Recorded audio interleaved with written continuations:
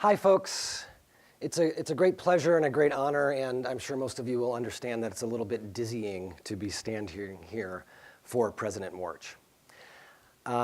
But he told me to take my fate in my hands and to channel him. So I got permission to channel Rik.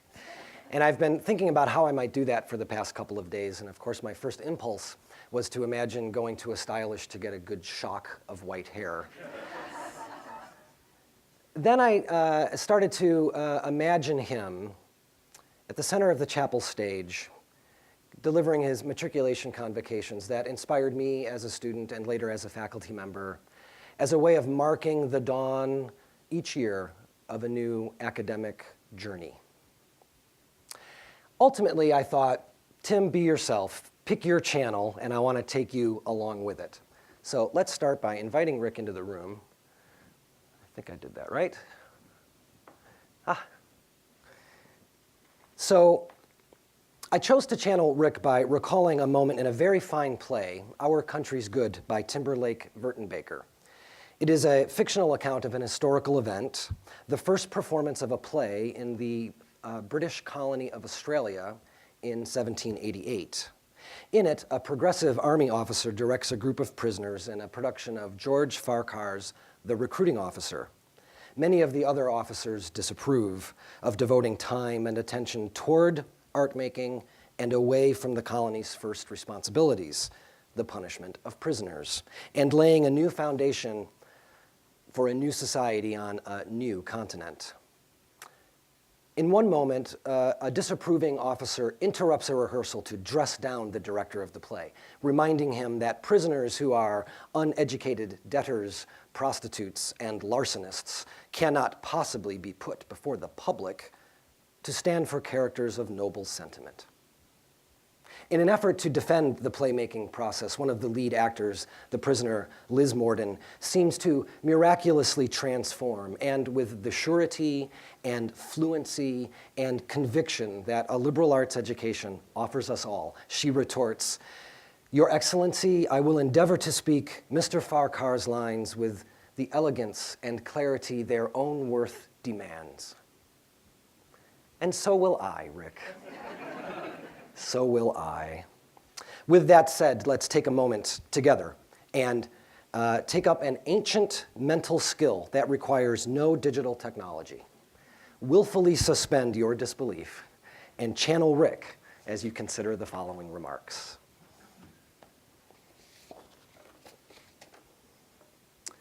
Your invitation to this conference is flattering and a little surprising, especially when I read that the conference will assemble some of the most innovative thought leaders in the United States to consider the value and evolution of our liberal arts education in a rapidly changing world.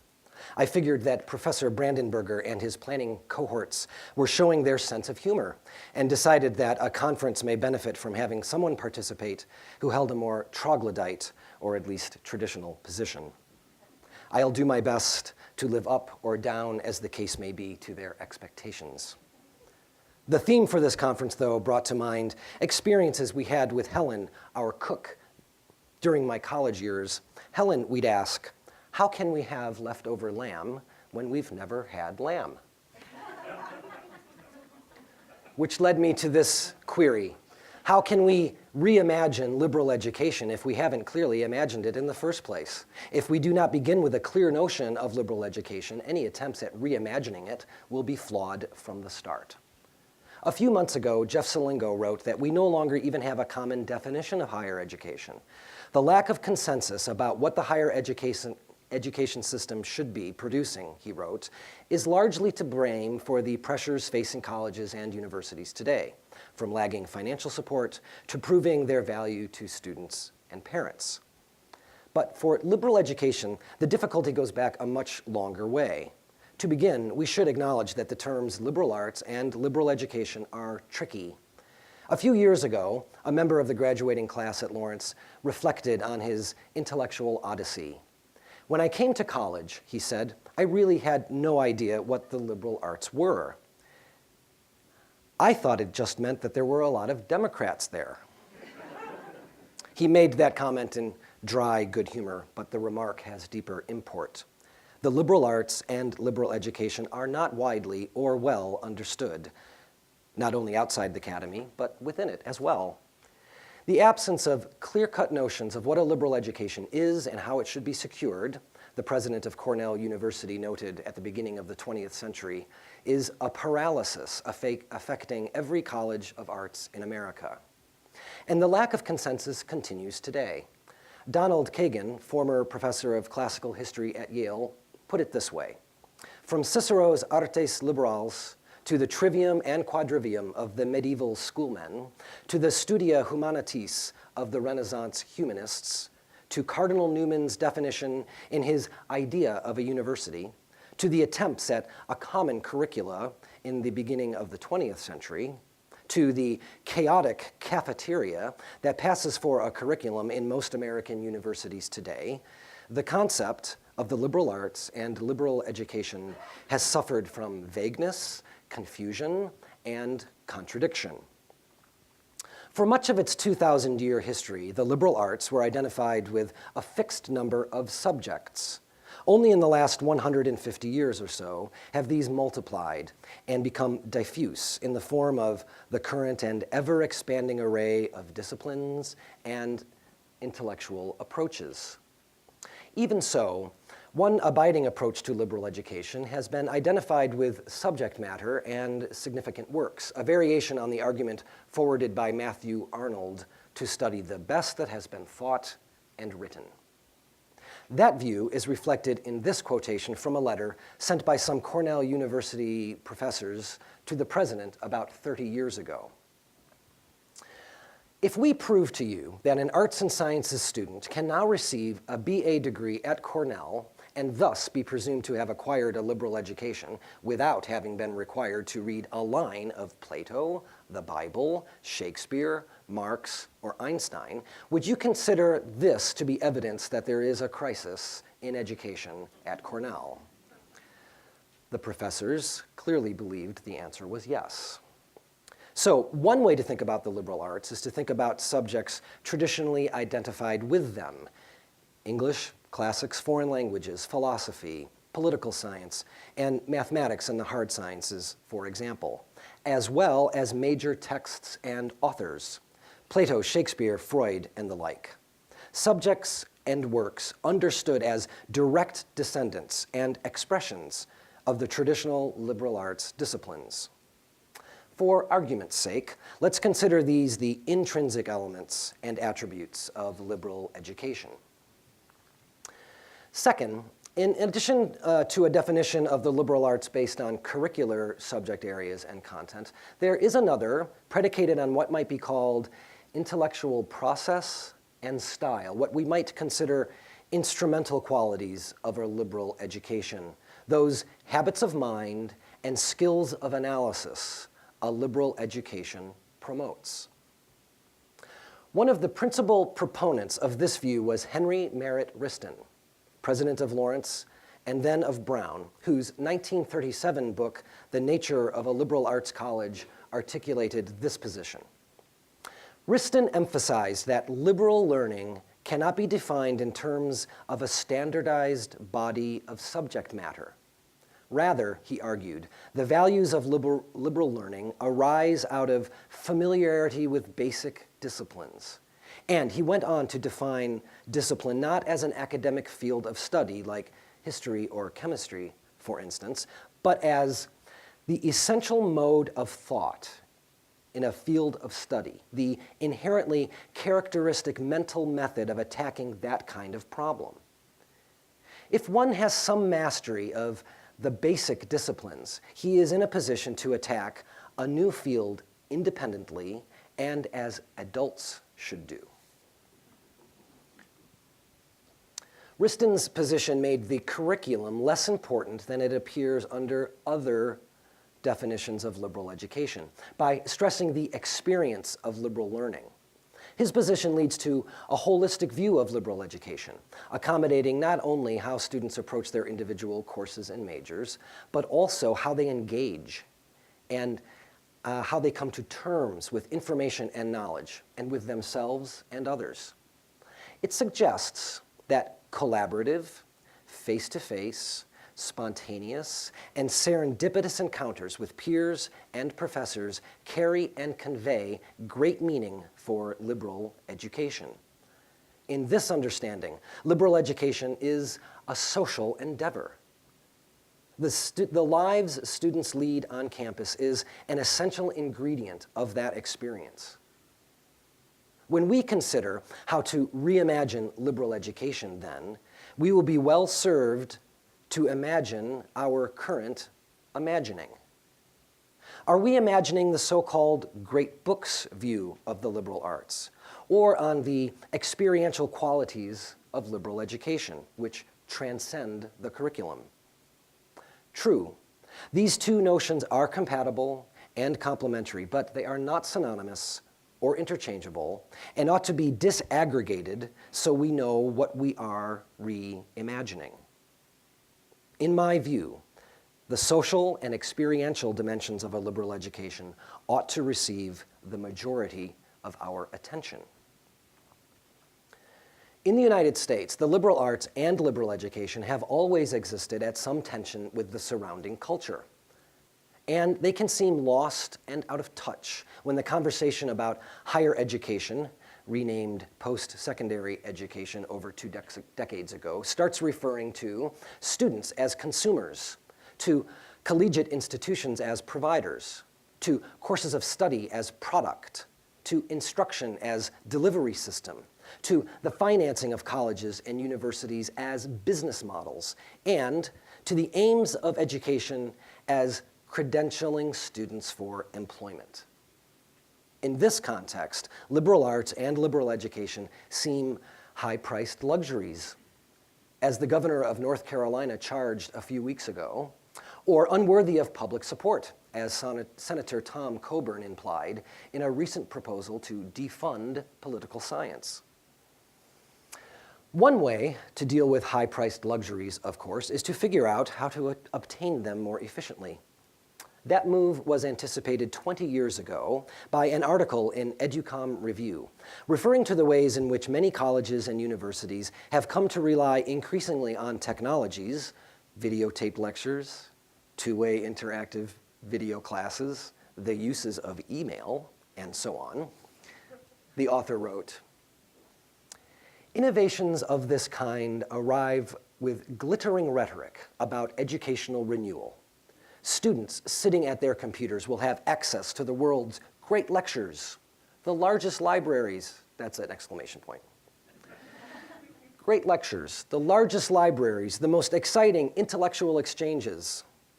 Yes, colleges will enter the 21st century with cyber-cultural flags flying.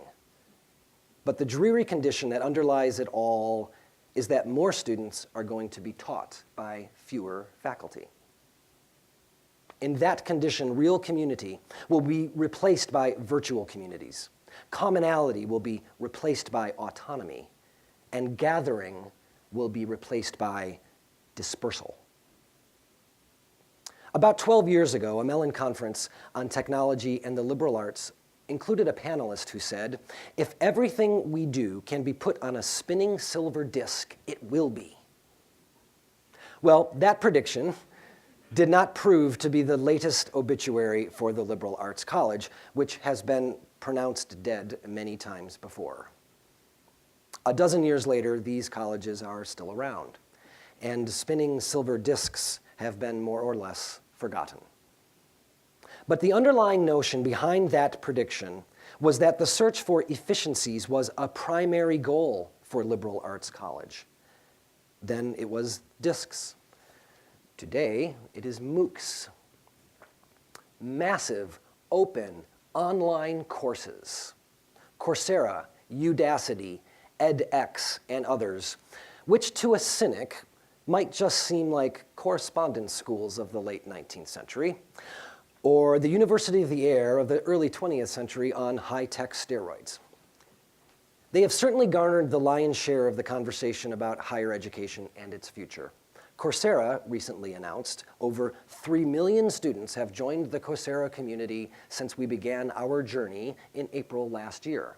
Today, Courserians hail from over 210 countries and have signed up for a staggering 10 million courses. Where is this all leading?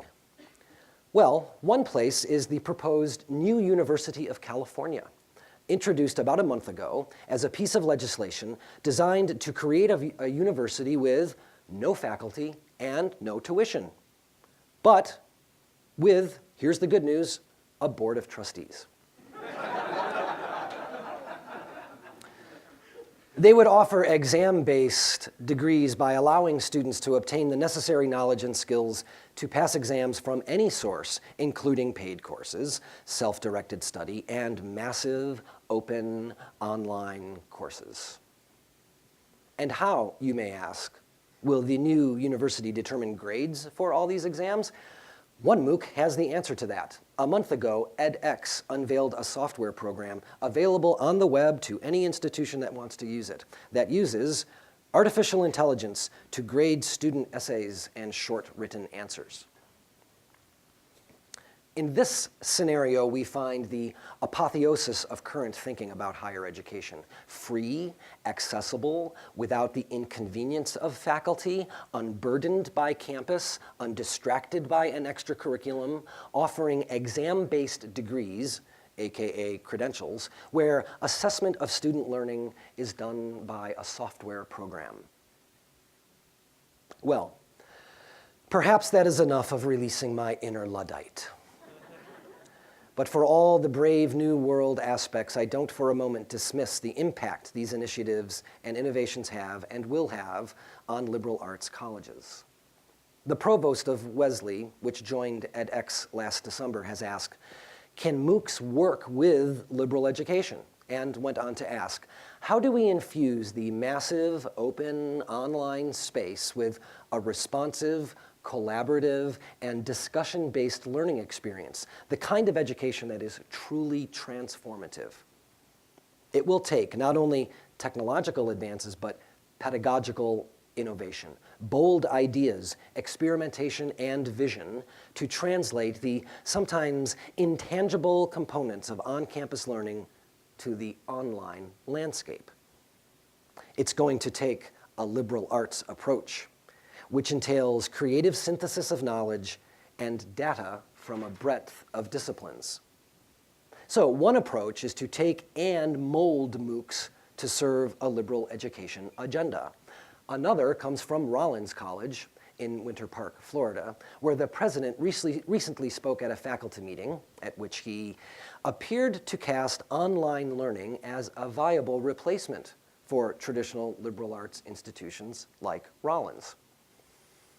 Over the course of 49 PowerPoint slides, Mr. Duncan cited dozens of news articles and opinion pieces about the need to radically disrupt the higher education business model and about the promise of massive open online courses. This approach cedes the educational ground to MOOCs and seems to ask only how to respond to their disruption of the business model for liberal arts colleges, though 49 PowerPoint slides seems disruptive enough. Which brings us to Marissa Mayer, the relatively new CEO of Yahoo, whose decision to do away with telecommuting at the company earned her both scorn and praise. This morning, I'll stick with the praise, derived mainly from James Soricki's piece in the March 18th New Yorker. As you undoubtedly have already figured out, in the next sentence, for telecommuting, substitute MOOCs.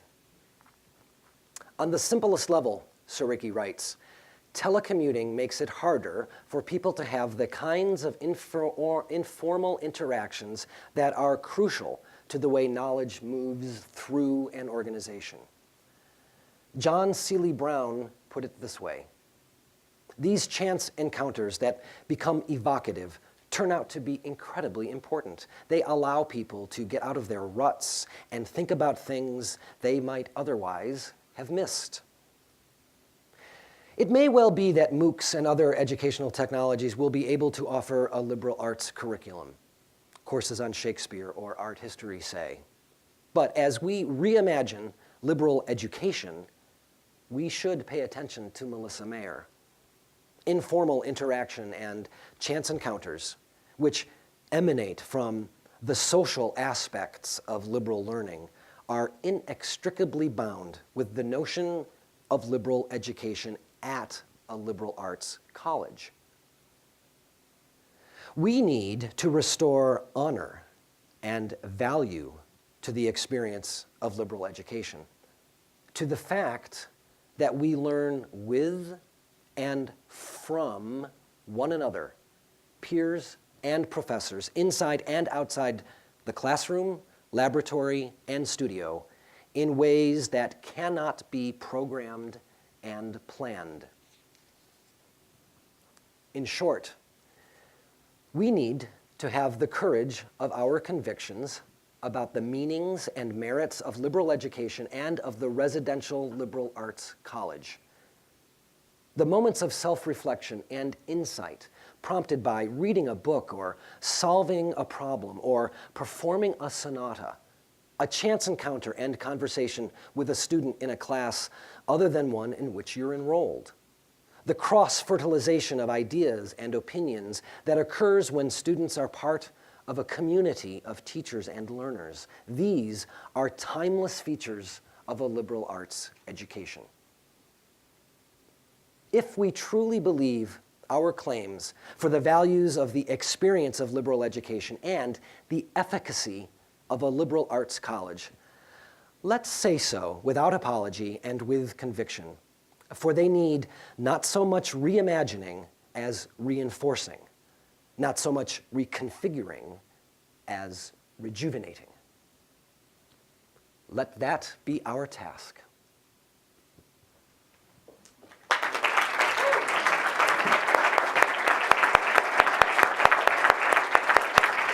Thanks, Rik.